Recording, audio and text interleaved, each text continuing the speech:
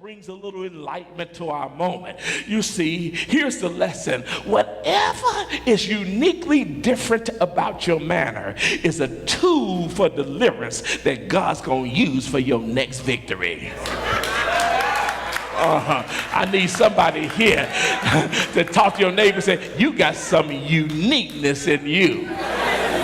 You got some left-handed uniqueness in you.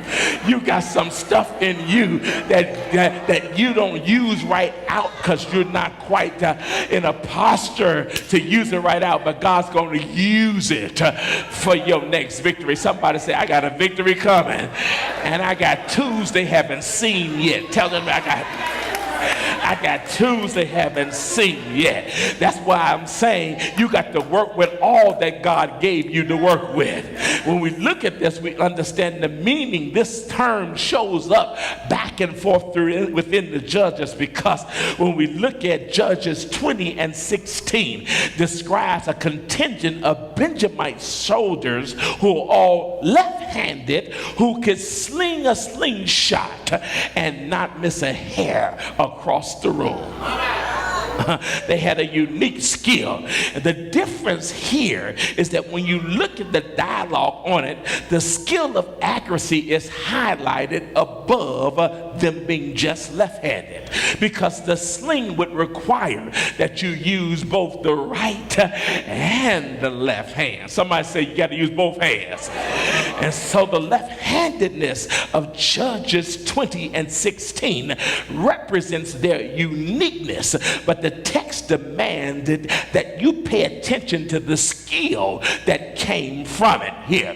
So quite certainly there were some left-handed people who did not have that precision in their arsenal. So everybody left-handed did not have the skill. So they wanted you to pick up the skill. Look at your neighbor and say, pick up the skill.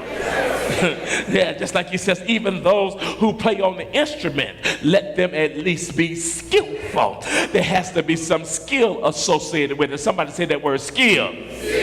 Furthermore, broadening the perspective, in 1 Chronicles 12 and 2, it attests really to a different than normal expression of being left-handed. It is the Hebrew word masmil. Say that with me, masmil. To emphasize is to have precision worthy of use of the left-handed. And so picture this, son of my right hand Benjamin, who has use of the precision with his left hand.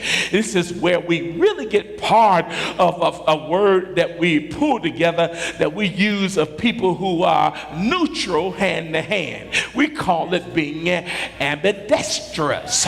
Somebody say ambidextrous. Those who had the skill of both hands. This introduces the broadness and the readiness of these deliverers. That's why I ask you, are you a deliverer in here? And I ask you, are you a part of the deliverer? Now, I had more people who were happy about being left-handed than more who were happy about being a deliverer.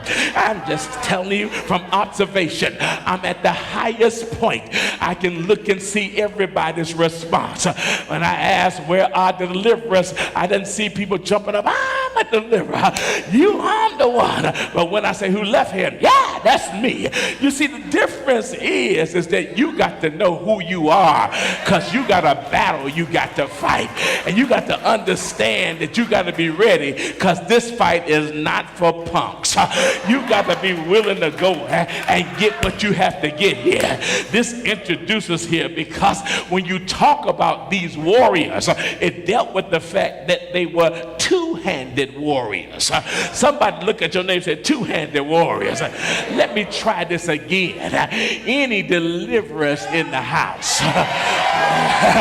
I'm wondering, is there any two-handed warriors?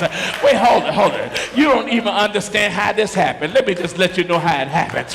You see, the meaning is fleshed out in 1 Chronicles 12 and 2, where it describes the Benjamins who are relatives of Saul, who defeated, who are those who defeated the enemy in armies, but who defected as well to David with arms and bows. And they were able to shoot their arrows or sling stones from left hand to right hand. The adjective that's used in the word when we used it and looked at the left-handed man that picks us up is that little word in between, iter, I-T-T-E-R. Some say iter. It means that who's left-handed but been shut or been restricted. Somebody say shut or restricted.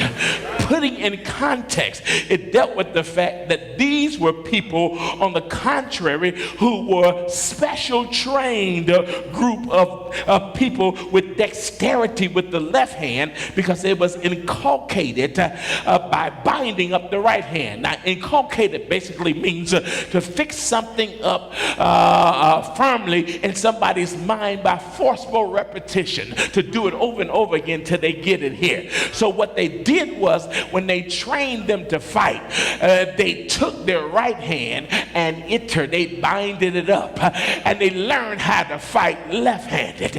And if they couldn't fight left-handed, they were not going to be able to win any battles. And so what they did was gave them an opportunity to become skilled with their left hand and with their right hand. Somebody said left hand and right hand.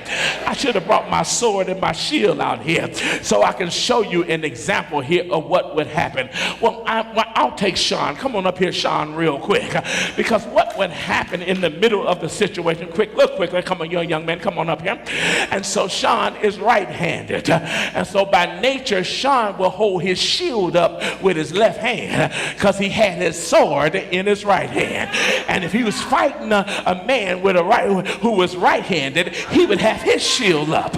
And he would be able to, when he swung, lift up his shield.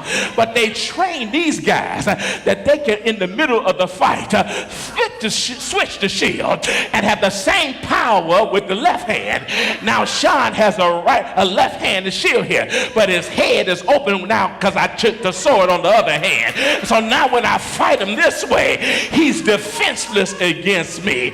You need to understand what God has done for you is the reason why you've gone through some situations, the reason why your strength has been put down, the reason why he tied your hand behind your back and made you go through some situations, because he wants you to learn how to fight with your left hand. I need some folk in here to talk to your neighbor and say, I got some left-handed battles. Some stuff I could not make it by myself, but God taught me how to fight ambidextrously and how to deal with some stuff on both sides. And so all of a sudden here, and I had to fight, I know how to switch. Somebody said sometimes you got to know how to switch. And when the enemy comes at you one way, you got to know how to fight the enemy another way. Talk to your neighbor and say, look at your neighbor and say, look at your neighbor and say, they were ready for him. They're ready for him. And so when they got stuck in the middle of a fight, they were able to handle their situation, and they found themselves able to stand against their enemy here. So Ehud had several challenges to solve, and he solved them successfully. First of all, before he could go and do this, here he is ready to go for the fight. Look at you and say, are you ready for the fight? But he's got several challenges he has to go through. And the first challenge he has to go through is that he can't get to King Eglon without a strategy. Talk to your neighbor and say, neighbor, you can prepare for your war, but if you try to go into battle without a strategy, I'm sorry to say, you most likely are still going to suffer a loss here. And so here he was, he had to prepare for a strategy. Here is a sign to us as deliverers. Don't stop praying until God gives you a strategy. I need some real soldiers here who know what I'm talking about, who can tell your neighbor, don't stop praying until God gives you a strategy.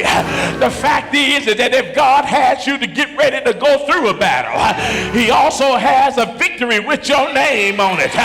You got to listen for how God wants to use you to bring the blessing that he's ordained for your life. Tell your neighbor, you got to fight through the strategy. This meaning is fleshed out here when we begin to see it happen here. Because at the top of the list, it was how would he get access access to King Eglon without making anybody suspicious. You see, a deliverer got to have strategy, not just in your head. It's got to be in your nature. Talk to your neighbor, say, you got to be a strategist. You got to be always in a posture where you're thinking about how you're going to resolve stuff. You got to be in a posture where you're always looking how to put yourself in a place where you can cause great things to happen on your behalf. Anytime your life cries out for liberty, there is a sign that's designed to give you a new strategy to get to where you have to get next here. Listen, you can keep praying, but pray till you get it. And when God gives it to you, get ready to go. Because here is the deal. God will give you boldness to do it. But you next not only have to have a strategy, but you got to be willing to go into the enemy's camp. Talk to your neighbor and say, neighbor, you got to be willing to go into the enemy's camp.